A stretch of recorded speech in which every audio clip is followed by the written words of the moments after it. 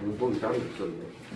네, 문법이 있는데 거기에 이제 설명만 있는데 설명도 조금 모자라서 선생님이 여러분들 이제 문법 부분은 따로 자료를 만들어서 여러분들한테 설명을 해줬던 거였고, 그 다음에 이제 문법의 내용은 했으면 당연히 확인을 들어가야 돼요. 알겠죠? 그래서 여러분들이 어쨌든 고1 과정에서 모의고사를 볼 때 중학교 과정에서 기본적인 문법은 다 배우고 왔다. 딱 한 가지 빼고 국어사에 관련된 중세국어에 관련된 내용만 빼고 여러분들이 다 배우고 왔다라고 하는 전제하에 모의고사가 출제가 되기 때문에 실제로 모의고사 이제 문법 문제 5문제에는 사실상 의문의 변동부터, 의문 변동이 아니죠. 의문부터 여러분들 이제 문장 부분까지 문제는 전부 다 등장을 하니까 항상 이런 문법에 대한 이론이나 이런 것들은 늘 여러분들 머릿속에 항상 함께 있어줘야 됩니다. 알겠죠? 자, 실제로 이제 여러분들, 물론 여러분들은 지금 이제 여러분들 2022년 개정 교육과정부터는 선택이 없어지긴 해요. 알겠지? 지금 현재 올해 고3까지 선택을 해서 시험을 보거든요. 그렇죠? 근데 이 선택이라고 하는 게 말이 선택이지 사실상 선택권이 없어요. 학생들한테. 그렇죠? 실제로 이제 화작, 화법과 작문이랑 언매, 언어와 매체, 실제로 문법이 들어가는 게 언어와 매체 부분인데 표준 점수에서 언어와 매체가 한 2점 정도 높아요. 많이 날 때는 5점까지 난 적이 있어요. 알겠죠? 그러다 보니까 당연히 최상위권에서는 1점이라도 더 득을 보기 위해서 언매를 필수적으로 선택을 할 수밖에 없는 상황이다 보니까 여러분들한테 사실 그 선택에서 선택권은 없었습니다. 사실상. 알겠죠? 그래서 실제로 강남에서도 처음 이 그 선택의 제도가 들어왔을 때는 화작이 한 70%가 선택을 했고 언매가 30% 선택을 했어요. 문법 하기 싫으니까. 사람 마음은 강남이나 여기나 똑같아요. 알겠죠? 그랬는데 이제 실제로 표준 점수에서 언매가 높다라고 하는 결과가 나오다 보니까 그 다음 해에는 언매랑 화작의 비율이 50대 50이었고 그 다음에는 오히려 언매가 70이 되고 화작이 30%가 됐어요. 알겠죠? 그래서 강남만 놓고 보더라도 이렇게 언매가 그만큼 중요해지고 있다는데 어쨌든 여러분은 이제 선택권도 없습니다. 그 선택권조차도 없어요. 무조건 다 시험을 봐야 됩니다. 알겠죠? 자, 그럼 일단 우리가 그렇죠? 지금까지 이제 문법 문제를 한 시간 40분 정도 풀어봤으면 자, 이제 독서를 부분의 내용을 할 차례입니다. 알겠습니까? 자, 오늘은 이제 여러분들 그 아까 문법 시험 때문에 오늘은 여러분들한테 따로 독서 지문을 주지는 않을 거예요. 그래서 요거를 같이 분석을 하고 이제 수업을 마무리를 하도록 합시다. 알겠죠? 자, 이거는 이제 9학년도 고3 6월 기출 그렇죠? 지문에서 나오는 내용입니다. 바로 조세 전가에 대한 내용이죠. 자, 그러면 내용을 같이 살펴보도록 합시다. 다 폈습니까? 그렇죠? 자, 페이지 몇 페이지? 138페이지. 그죠? 138페이지 맞죠? 자, 보도록 합시다. 자, 정부는 조세를 부과해 재정사업을 위한 재원을 마련한다. 자, 여기서 조세라고 하는 거는 쉽게 얘기하면은 세금이다. 이렇게 생각을 하시면 돼요. 즉, 세금을 부과하는 거. 이것이 조세입니다. 알겠죠? 그래서 정부는 조세를 부과해 재정사업을 위한 재원을 마련한다. 그런데 조세 정책의 원칙 중 하나가 바로 공평과세. 자, 공평과세라고 하는 것은 바로 무엇이다? 즉, 조세 부담의 공평한 분배가 바로 조세의 가장 핵심적인 원칙이라는 거죠. 그렇죠? 왜? 누구는 세금 많이 내고 누구는 세금 적게 내고 이러면은 됩니까? 안 됩니까? 사람들이 불만이 생길 수밖에 없죠. 그렇죠? 네? 그렇죠. 자, 그렇기 때문에 이제 세금을 이렇게 공평하게 부과해야 된다는 게 공평과세예요. 그런데 여기에 사실은 실제적으로는 우리가 사람마다 세금이 좀 다릅니다. 알겠습니까? 그 이유가 바로 뭐냐? 사람마다 벌어들이는 수입이 다르기 때문에. 알겠죠? 그래서 여기에 플러스 해가지고 이제 또 다른 공평. 우리가 쉽게 말하면 이거예요. 예를 들어서 키가 이렇게 큰 사람도 있고 이렇게 중간인 사람도 있고 매우 작은 사람도 있는데 그렇죠? 이 사람들에게 똑같은 단을 만들어주는 게 공평한가? 그렇죠? 아니면은 키 큰 사람에게 작은 단을, 중간 사람에게 좀 더 높은 단을, 매우 작은 사람에게는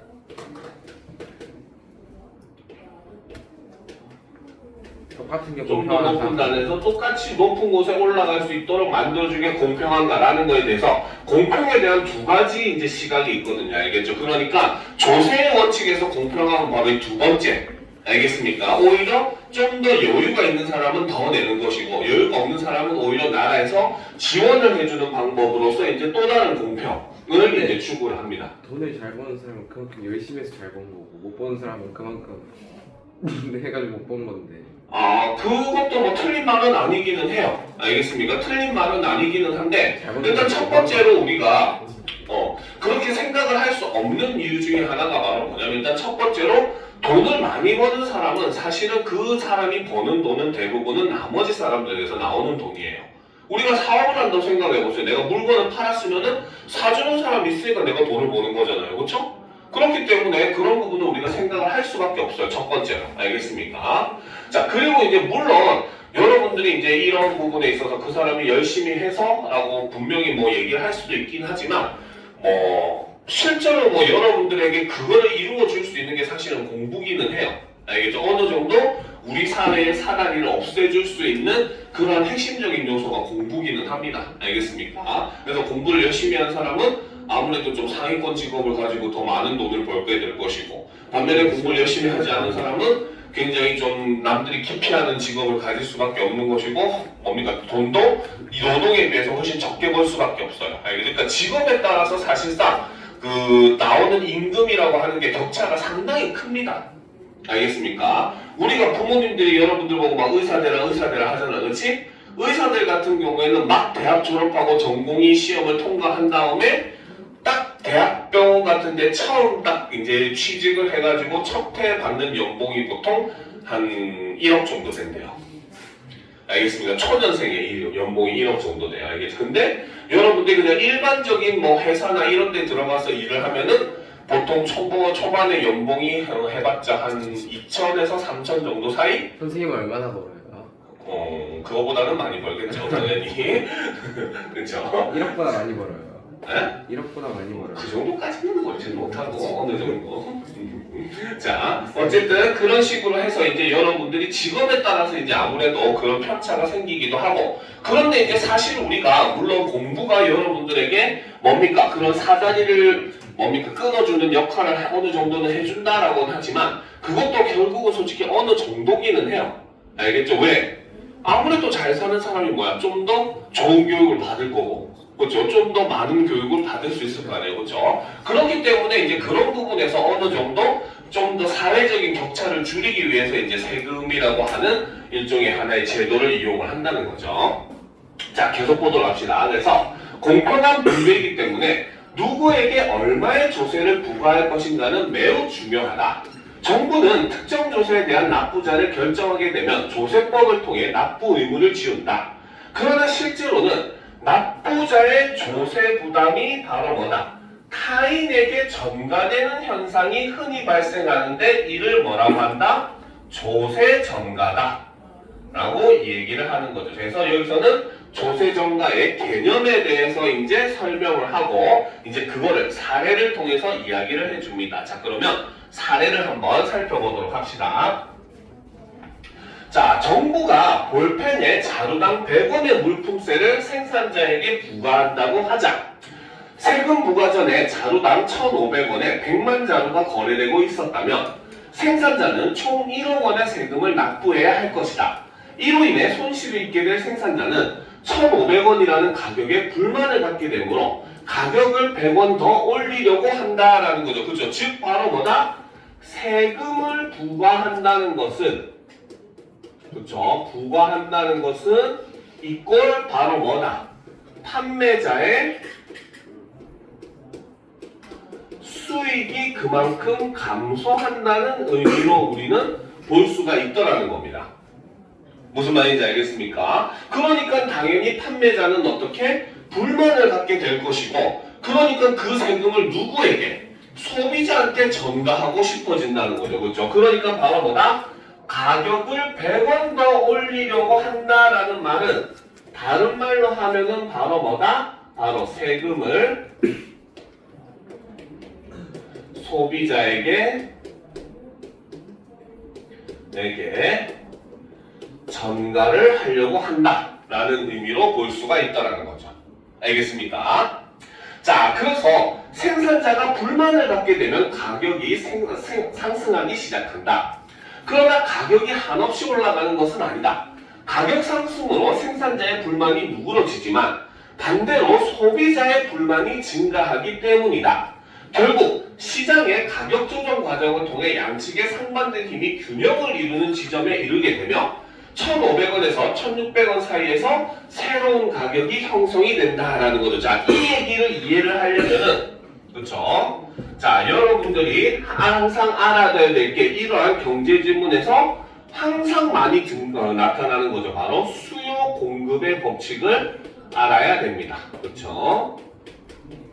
자, 수요 공급의 법칙이라고 하는 것은 바로 뭐냐? 그쵸? 자, 시장의 가격이라고 하는 것은 바로 뭐다? 그쵸? 수량과 가격이라고 했을 때, 그쵸? 가격이 낮을수록 수요가 증가하고, 가격이 높을수록 수요가 감소하는 요 곡선을 바로 우리는 수요 곡선이라고 얘기를 하고, 그쵸? 자, 반면에 가격이 낮을 때는 팔기가 싫고 가격이 올라가면 더 팔고 싶어가지고 더 공급이 늘어나는 요 곡선을 우리는 공급 곡선이라고 얘기를 하죠. 즉 수요라고 하는 것은 바로 뭐다? 가격이 상승할수록 줄어든다는 겁니다. 그렇죠? 반대로 공급은 뭐다? 가격이 상승할수록 파는 사람은 더 팔고 싶겠죠. 이윤이 높아질 거니까, 그렇지? 자, 그래서 공급 곡선은 바로 가격이 높아질수록 더욱더 판매량이 나오는 양이 공급량이 증가한다는 거예요. 그러면 바로 뭐다? 이 수요 곡선과 공급 곡선이 만나는 바로 요 지점, 그렇죠? 요 지점이 바로 뭐다? 시장 가격이다. 그렇죠? 그래서 이 지점이 바로 뭐다? 수요와 공급이 균형을 이루는, 그렇죠? 균형 상태를 이루는 이러한 상황을 이룬다라고 하는 게 수요 공급의 법칙입니다. 그렇죠? 이것을 얘기한 사람이 바로 처음으로 얘기한 사람이 애덤 스미스라는 사람이 얘기했고, 그 사람의 주장 중에 보이지 않는 손이라는 주장이 있어요. 알겠죠? 그것은 바로 뭐다? 시장의 가격이라고 하는 건 이렇게 수요와 공급의 원리에 의해서 보이지 않는 손에 의해 자동적으로 결정된다. 그 말은 이꼴 정부가 개입할 필요가 있다 없다? 없다. 그렇죠. 이게 바로 야경국가론이었죠. 그렇죠. 이런 것들도 같이 알아두면 도움이 많이 됩니다. 알겠습니까? 자, 그러니까 지금 여기서도 지금 설명을 하는 부분이 바로 뭐다? 그렇죠. 자, 여기서 지금까지 얘기한 것은 바로 뭐다? 정부가 조세를 부과를 하게 된다는 거죠. 그렇죠. 부과를 하게 되면은 바로 뭐다? 생산자가, 그렇죠? 불만이 발생을 하게 되고 높아지게 되고, 그러니까 어떻게? 물건의 가격이 상승을 하게 된다는 거죠. 자, 그런데 가격이 상승하니까 어떻게 된다? 이제는 소비자의 불만이 생기더라는 거죠. 자, 그러면 소비자가 불만이 생긴다는 건 거꾸로 얘기하면 수요가 감소한다. 그렇죠? 수요가 감소한다는 의미로 볼 수 있고, 그러니까 이렇게 되면 어떻게? 다시 판매자는 어떻게 할 수밖에 없다. 가격을 어느 정도 하락시킬 수밖에 없다라는 거죠. 그렇죠? 그래서 이 과정을 통해서 생산되는 것이, 결정되는 것이 바로 뭐다? 시장 가격이 이 과정을 통해서 형성이 되더라 라고 볼 수가 있다는 겁니다. 알겠습니까? 네. 네. 자, 즉 생산자는 법정 납부자로서 모든 세금을 납부하겠지만 가격이 상승하기 때문에 자루당 실제 부담하는 세금을 그만큼 줄이게 되는 셈이다. 반면에 소비자는 더 높은 가격을 지불하게 되므로 가격이 상승한 만큼 세금을 부담하는 셈이 된다라는 거죠. 그래서 이 부분을 정확하게 얘기를 한다면은, 자, 방금 얘기했듯이 이거 좀 지워도 되겠죠? 다 적었죠? 자, 요 부분은 이제 조금만 더 자세하게 이제 그래프로 우리가 설명을 해주게 되면은, 자, 보다 합시다. 자, 이게 수량이고 요게 가격이라고 합시다. 자, 원래 이 볼펜의 자루에, 그쵸?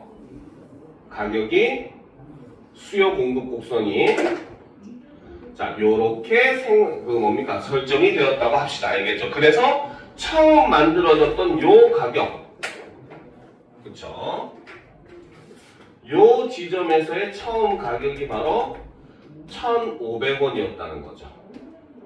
알겠습니까? 자, 그런데 아까도 얘기했지만 바로 뭐다? 판매자는 가격을 높이고 싶을 거야. 그쵸? 가격을 높이고 싶을 거야. 왜? 자기가 세금을 조금이라도 더 적게 내고 싶어서. 그쵸? 자, 그러니까 이제 이 가격을 어떻게? 1,600원으로 올리게 됩니다. 무슨 말인지 알겠죠? 가격을 1,600원으로 올리게 되면서, 그쵸? 곡선이 어떻게 된다? 이게 위치가. 자, 1,600원으로 올라가게 되면 시장 가격이 여기서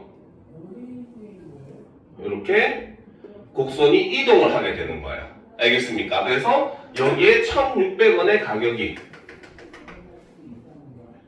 가격으로 처음 올리고 싶었을 거예요. 그렇죠? 그런데 어때? 소비자는 여기에 불만을 가진다고 했잖아. 그렇지? 그러면은 소비자가 원하는 가격, 소비자는 이것보다 가격이 떨어지길 원할 거 아니에요. 그렇죠? 그러면 바로 뭐다? 가격이 이 두 곡선의 사이에서 결국 최종적으로 결정이 되는 겁니다. 알겠죠? 그럼 만약에 우리가 예를 들어서 요 가격이 1,550원에 결정이 되었다 라고 보도록 합시다. 알겠습니까? 자, 그러면은 자, 이 가격에서 판매자가 부담하는 세금은 얼마겠습니까? 자루당 100원이었다고 했잖아요. 그렇죠? 그러면 판매자는 이 뭡니까? 여기서 세금을 얼마를 부과합니까? 납부를 합니까? 얼마를 납부해서 원래 가격은 1,500원이었는데 세금 때문에 1,600원 올리고 싶었지만 1,550원을 최종적으로 결정을 했잖아요. 그렇죠? 그럼 판매자는 얼마의 세금을 납부한다? 총 100원 중에 판매자는 50원의 세금을 납부를 하죠. 알겠습니까? 그리고 소비자도 역시 마찬가지. 원래 1,500원에 살 수 있는 걸 세금 때문에 50원을 더 내고 사는 거잖아요. 그렇죠? 그러니까 소비자도 역시 50원의 세금을 뭡니까? 같이 납부를 하고 있는 거예요. 그래서 100원이라고 하는 세금을 어떻게? 소비자와 판매자가 나누어서 납부를 하는. 왜? 1,550원에 팔아버리면 판매자는 100원만큼 세금을 내야 되기 때문에 수익이 그만큼 줄어들게 되는 거잖아요. 그렇죠? 그러니까 바로 뭐다? 50원만큼은 그래도 뭡니까? 세금에서 어느 정도 내가 그 소비자한테 전가를 시키고 나머지 50원만 내가 내는 것이고 그 다음에 이제 나머지 50원은 소비자가 내는 것이다. 이런 개념으로 보시면 됩니다. 그럼 만약에 물건값이 1,530원에 결정이 되버렸다. 이러면 어때? 판매자는 뭡니까? 70원을 부과하고 뭡니까? 부담을 하고 소비자는 30원을 부담하게 되는 꼴이다라고 보시면 되는 거예요. 무슨 말인지 알겠죠? 그래서 원래 가격에서 그렇지. 그러니까 실제 판매 가격에서 원래 가격을 뺀 것이 바로 뭐다? 이것이 소비자 세금 부담이 되는 겁니다. 무슨 말인지 알겠죠? 그쵸? 그러면 이제 뭡니까? 최종 세금에서 소비자 세금만큼을 뺀 것은 결국 판매자가 부담하는 내용이다라고 여러분들이 생각을 하시면 되는 거예요. 무슨 말인지 알겠습니까? 자, 그럼 이제 계속해서 보도록 합시다. 자, 올려놓고 보도록 합시다. 자, 그래서 방금까지 얘기는 바로 세금이 그냥 세금으로 결정이 되는 게 아니라 세금이 부과되는 부분에서도 결국은 수요 공급 법칙은 작용을 한다는 거였죠. 자, 한편 조세정가가 한 방향으로만 발생하는 것은 아니다. 동일한 세금을 소비자에게 부과한다고 하자 소비자는 자루당 1,500원을 생산자에게 지불해야 하므로 실제로는 1,600원을 지출해야 한다. 이에 대해 소비자는 불만을 가질 수밖에 없다. 소비자의 불만이 시장에 반영되면 시장의 가격 조정 기능이 작동하여 가격이 하락하게 되며 최종적으로 소비자는 가격 하락폭만큼 세금 부담을 덜 수 있게 된다. 즉, 정부가 소비자에게 세금을 부과한다 해도 생산자에게 조세가 전가된다라는 거죠. 즉, 정부가 소비자에게 세금을 부과한다 해도 생산자에게 조세가 전가되는 이유는 바로 무엇 때문에? 바로 수요 공급 법칙에 의해서 바로 뭐다? 세금으로 인해 가격 상승이 되더라도 그렇죠? 자, 가격 상승이 되더라도 어때? 바로 수요가 감소하기 때문에 공급자는 어떻게 가격을 내림으로써 수요를 맞추려고 하는 것이고, 그렇죠? 그렇게 되면 세금의 일부를 공급자가 대신 내게 되는 결과가 나타나게 된다라고 볼 수 있다는 거죠. 그러니까 아까 얘기했던 바로 그 얘기, 그렇죠? 바로 만약에 100원의 그 세금이 부과돼서 1,600원이 돼야 되는데 가격이 최종적으로 1,550원에 결정이 됐다면은 소비자가 50원, 판매자가 50원 서로 나누어서 세금을 내는, 서로가 서로에게 세금을 전가하는 모습을 볼 수가 있다라고 볼 수 있는 겁니다. 알겠죠? 자, 그럼 봅시다. 그렇다면 양측의 실제 부담 비중은 어떻게 결정될까? 이는 소비자나 생산자가 제품 가격의 변화에 어떤 반응을 보이는가에 따라 달라진다.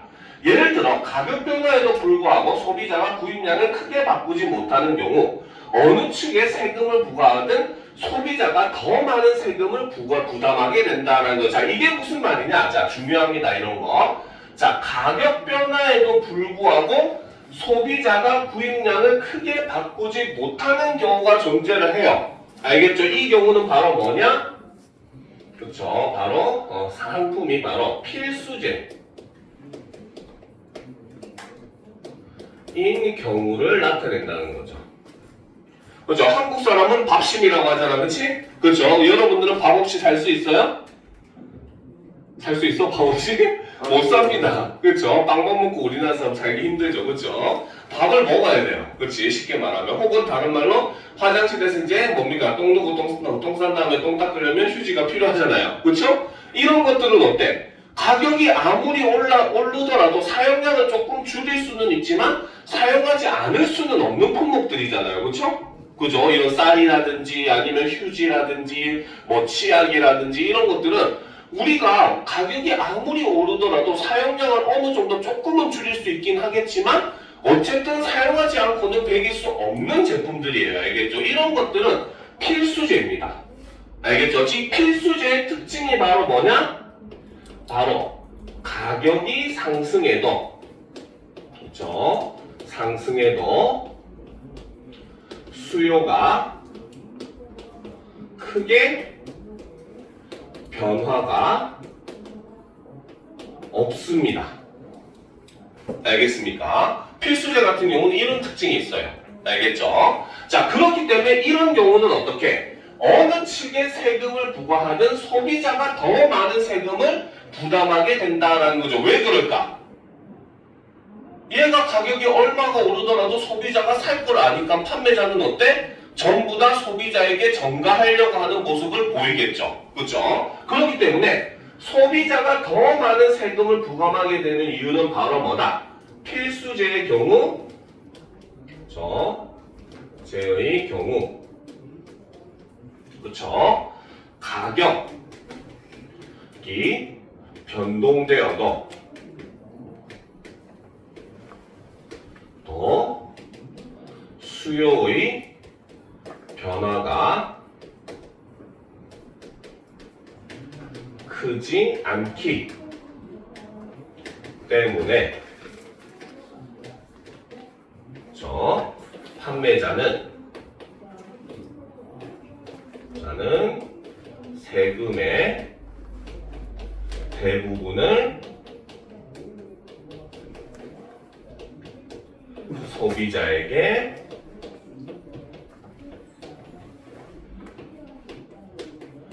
전가를 한다는 거죠. 알겠습니까? 그러니까 당연히 소비자가 세금을 더 부담을 할 수밖에 없습니다. 알겠죠? 자, 반면에 또 봅시다. 생산자에게 세금을 부과할 때에는 가격 상승 요구가 더욱 강하게 반영되어 새로운 가격은 원래보다 훨씬 높은 수준에서 형성될 것이다. 즉, 생산자의 세금이 소비자에게 많이 전가된다는 거죠. 자, 그러나 소비자에게 세금을 부과할 때는 가격 하락 요구가 잘 반영되지 않아 가격이 크게 달라지지 않는다. 그로 인해 소비자가 대부분의 세금을 부담하게 된다. 한편 가격 변화에도 불구하고 생산자가 생산량을 크게 바꾸지 못하는 경우에는 누구에게 세금이 부과되는 생산자가 더 많은 세금을 부담하게 될 것이다 라는 거죠. 그렇죠? 이 경우는 이제 이거의 반대, 필수제의 반대가 바로 사치제입니다. 알겠죠? 사치제 같은 경우는 바로 뭡니까? 우리가 이걸 쓸 수 있지만 좀 더 좋은 걸 쓰기 위해서 저런 걸 쓰는 이런 것들. 쉽게 말하면 우리가 뭐 예를 들어 명품 가방을 예를 들어 봅시다. 이거는 있어도 그만 없어도 그만이잖아요. 그렇죠? 그죠? 왜? 꼭 필요해? 있어도 그만 없어도 그만이잖아. 그치? 사실 그런 거예요. 그죠? 자, 그런데 어때? 사람들은 뭡니까? 어느 정도 자기가 조금 더 잘 산다는 것을 좀 보여주고 싶기도 하고 여러 가지 요인으로 뭡니까? 명품 가방을 선호하는 그런 모습을 보여요. 근데 명품 가방의 가격이 뭡니까? 예를 들어서 한 10만 원이 올랐어. 그러면 실제 이제 뭡니까? 사람들의 수요의 감소량은 그 10만 원의 양보다 훨씬 더 많이 감소해요. 알겠습니까? 실제로 사치제 같은 경우는 조금만 가격이 변해도 수요가 크게 요동을 치는 그런 특성이 있습니다. 알겠죠? 그러니까 당연히 사치제의 경우는 뭡니까? 웬만해서는 원래 시장의 법칙에 따라서는 가격을 쉽게 올릴 수 없는 게 사치제이기는 해요. 그렇죠? 근데 이제 특수한 상황에서는 그게 확확 오르기도 하죠. 뭐 예전에 얼제는 보니까 뭐 샤넬백이 뭐 한 개에 뭐 100만 원씩 오른다 뭐 이런 말도 있었는데, 그렇지? 자, 그렇죠. 어쨌든 그래서 실제랑은 조금 다르긴 하지만 어쨌든 원래 시장의 법칙에 따라서는 바로 뭡니까? 사치제 같은 경우는 조금만 가격이 변동되더라도 수요가 크게 요동을 쳐요. 알겠죠? 자, 그런 모습을 볼 수가 있다는 거죠. 자, 그래서 이제 그렇기 때문에 이럴 때는 어때? 생산자가 더 많은 세금을 부담할 수밖에 없다. 왜? 수요를 생각해가지고 가격을 쉽게 올릴 수가 없기 때문이라는 거죠. 자, 이러한 조세 증가 현상으로 인해 정부는 누가 진정한 조세 부담자인지를 파악하는데 어려움을 겪을 수밖에 없다. 그래서 이 세금을 내는 사람이 실제로 누구냐라는 걸 파악하는 게 그로 인해서 약간 어려움이 있을 수 있다라는 겁니다. 알겠죠? 자, 그러면 이 문제에서 핵심 문제는 바로 이 2번 문제죠. 자, 2번 문제를 풀어보고 선생님이 한 3분 정도, 4분 정도 시간을 줄 테니까 한번 풀어본 다음에 같이 풀이를 해보도록 합시다. 알겠죠? 자, 요 문제, 요런 계산 문제를 여러분들이 잘 풀어야 되겠죠, 그렇죠? 네.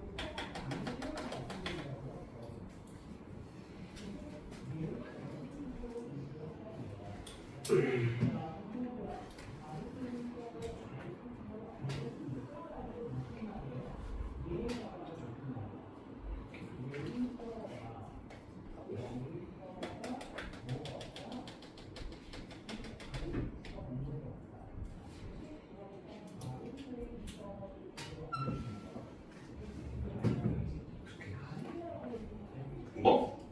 다 풀었습니까? 다 풀었어요? 뒤에 있는